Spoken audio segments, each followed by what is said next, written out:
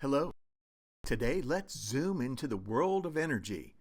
We're going to focus on a super important kind of energy called kinetic energy. You can think of kinetic energy as the energy of movement. Imagine you're at a water park. You're walking up the stairs to get to the top of the slide.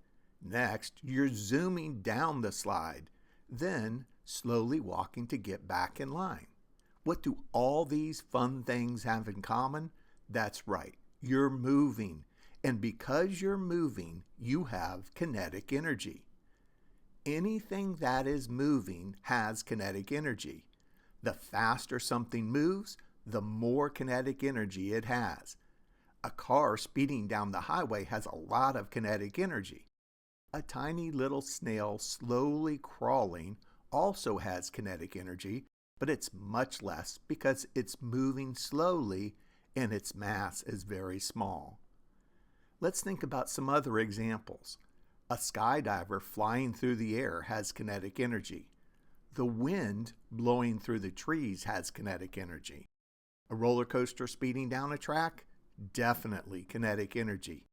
Even the blades of a fan spinning around have kinetic energy. You can see kinetic energy at work all around you. When you throw a ball, you give it kinetic energy. And that energy is what makes the ball fly through the air.